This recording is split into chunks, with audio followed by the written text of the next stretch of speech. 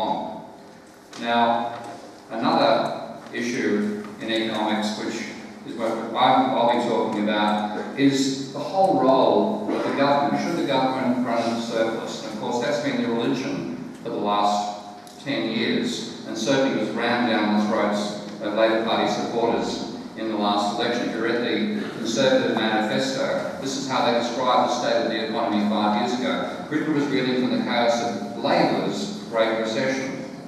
And the budget deficit was more than 10% of GDP, the highest in peacetime history, etc., etc., and they were going to reduce all that. Now, this is pretty much stock standard fare for Conservative parties around the world. The pity is, the Labor Party here fell into the same line. If you read the Labor Party manifesto in 2015, it didn't read so much like a manifesto as an apology. The Labor government will cut the deficit every year. It was either the first or the second sentence in the manifesto. The first one, the budget will be, just in case you didn't get the message, this budget cuts the deficit every year. And then if you didn't get that message, he had it for you a third time. This budget cuts the deficit every year, etc., etc. In other words, the budget deficit is being blamed as the cause of the recession, which only occurred in England because of the Labor Party. Yeah.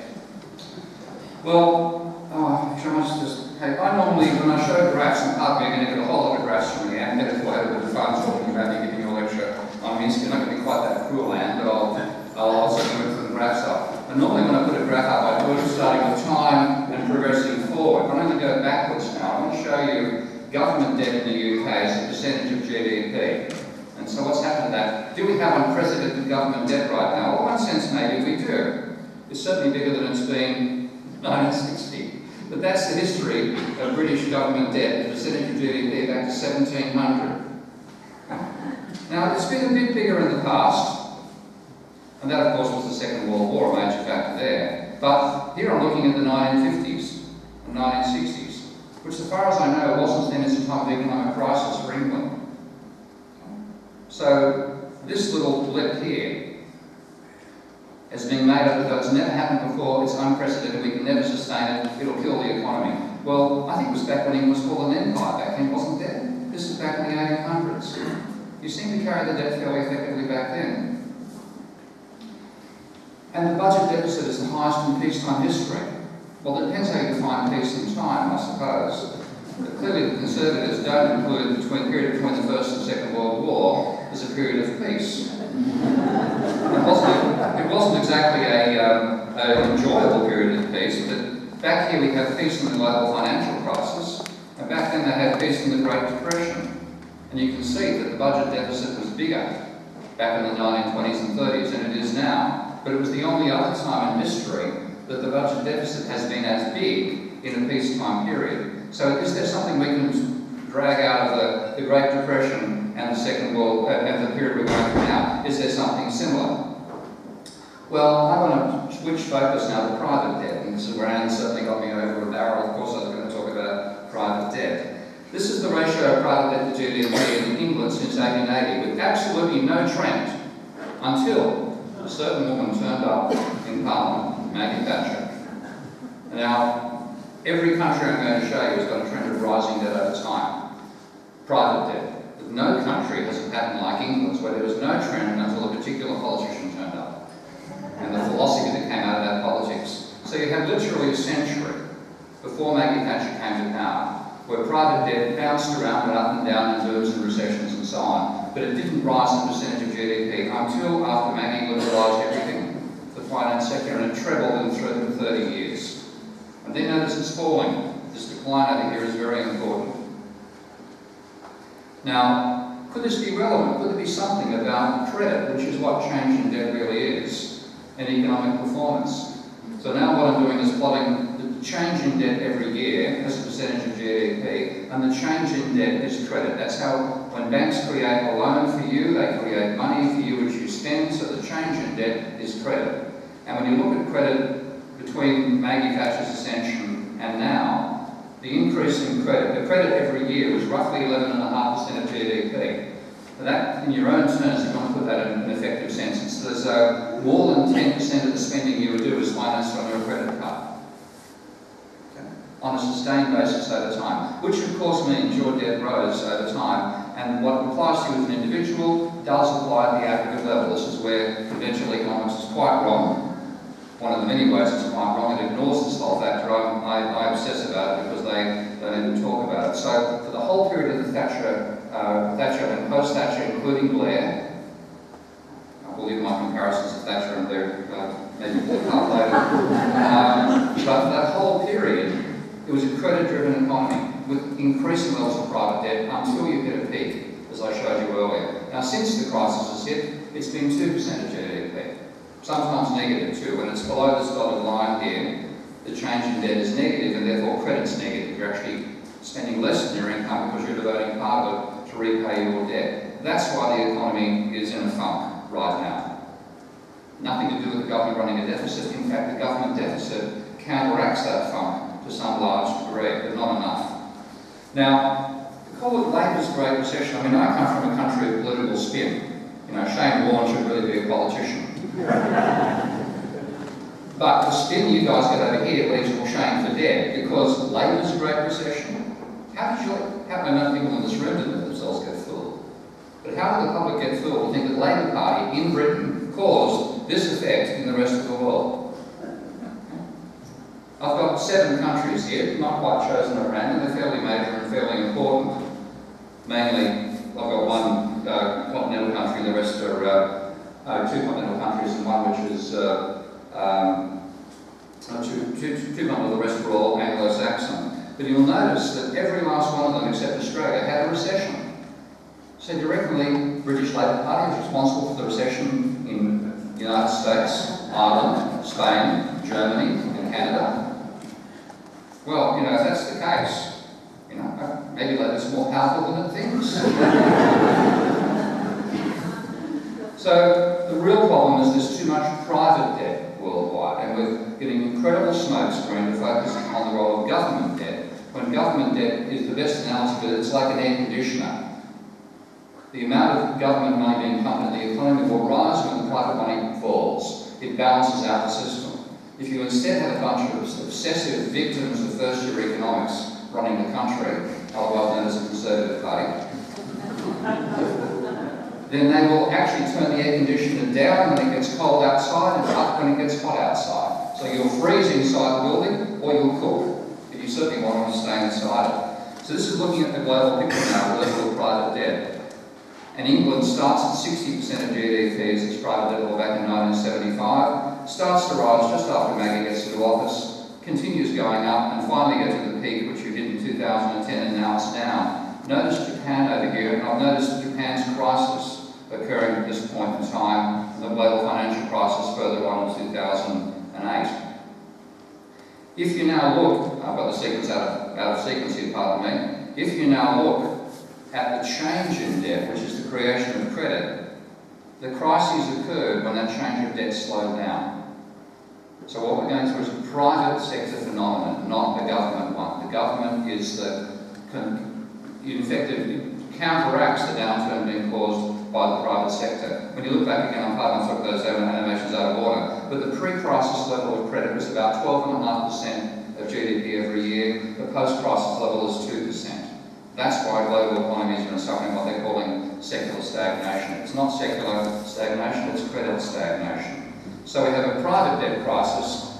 This little chart I'm producing for a number of countries, and I'll show England ultimately. I call it the smoking gun of credit, because it points out the crises, when they have occurred, have all occurred because the credit system is broken down. So the red line is GDP, income alone. The blue line is GDP plus change in debt, which is credit. When that peaks and goes flat, that's when the crisis begins. So this is Japan's crisis. So even though they've had some growth in GDP over that 25 years that they've been stuck in a crisis, the total demand caused by GDP plus credit has actually been heading down. That's why Japan has had for the last, not decade now, but the last quarter century. The same thing applies for America. And it's very clear in the American case that the crisis began when that rate of growth of debt, which is credit, slowed down and went negative. And that's the duration of their crisis. They're now having a boom again, not because they're through the financial crisis, they've still got a massively excessive level of private debt. It's because they're borrowing money again. That's what's driving the economy forward.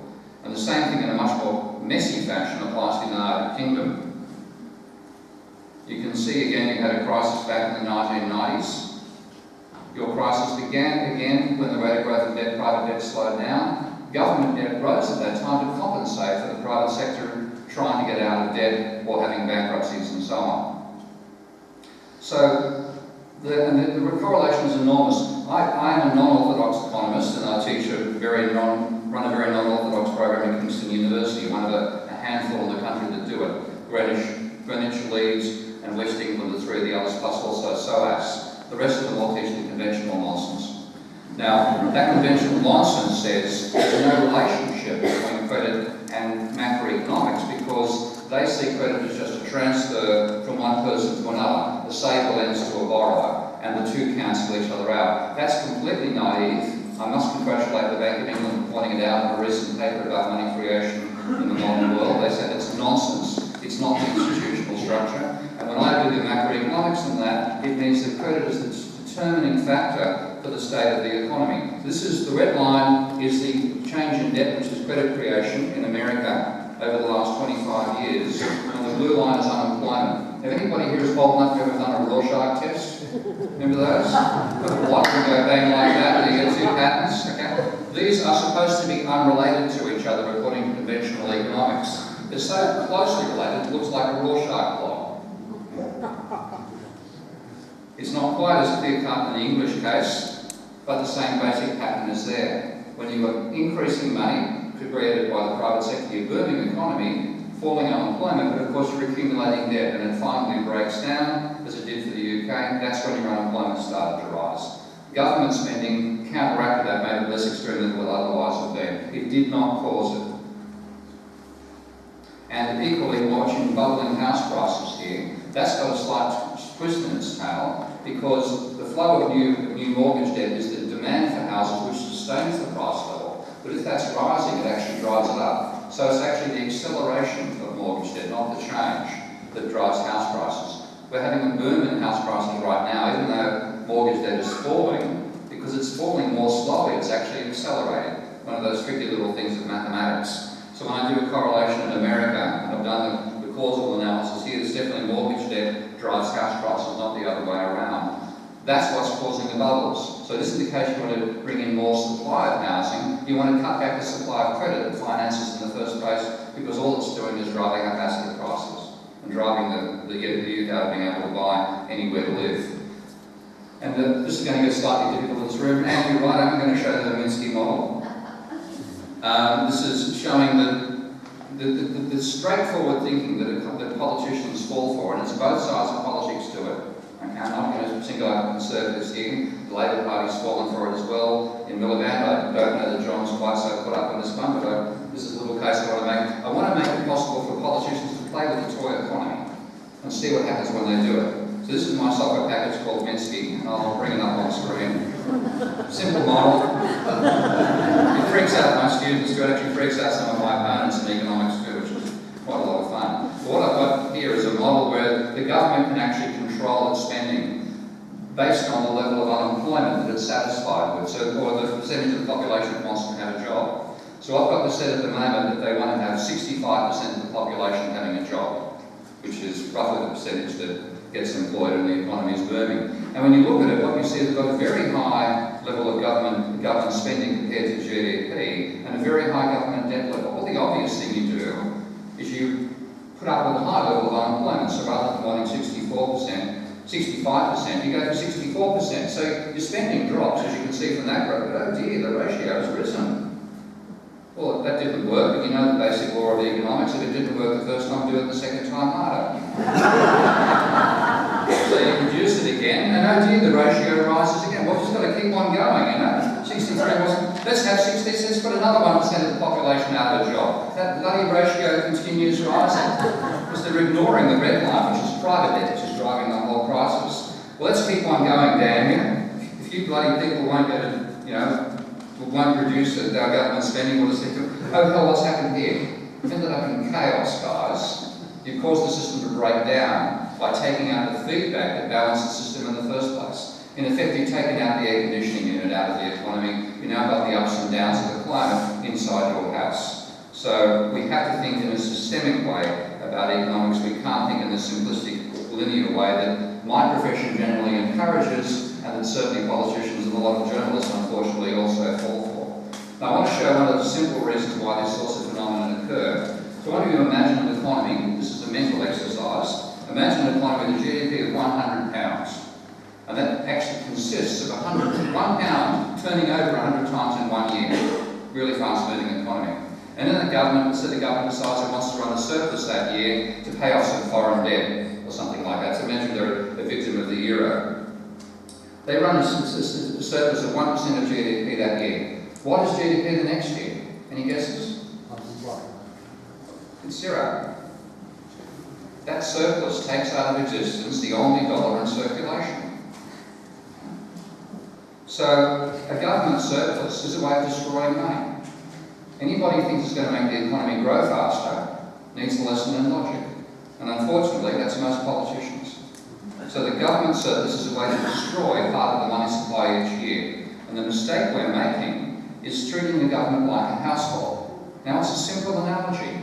And there's wonderful English American humorist called Mention, who once said to every human problem, there's a simple solution that is neat, plausible, and wrong.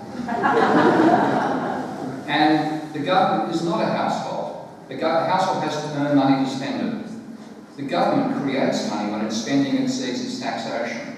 Now that is exactly the same situation as a government, as a bank, making more loans than it gets back in repayments. Nobody ever panics when that's the situation. In fact, they're trying to cause that situation on a regular basis. But by making the false analogy of the government with a household, they say the government should always spend less than it gets in taxation, which means it ends up destroying money.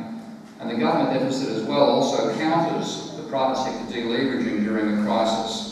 The main deficit, if you want to worry about a deficit, it's the trade deficit we should worry about, and England's got a serious problem on that front. It's not producing anywhere near enough, and going across to the city certainly hasn't helped it out that way. But I don't see government spending as enough.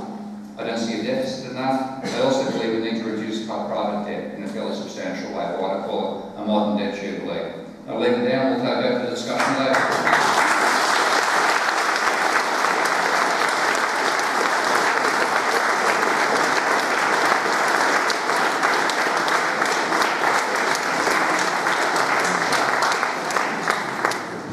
Well, thank you very much indeed. It's fascinating for me, a modest economist myself, and I bang on and on and on about the trade deficit, but I don't think most MPs understand what it is.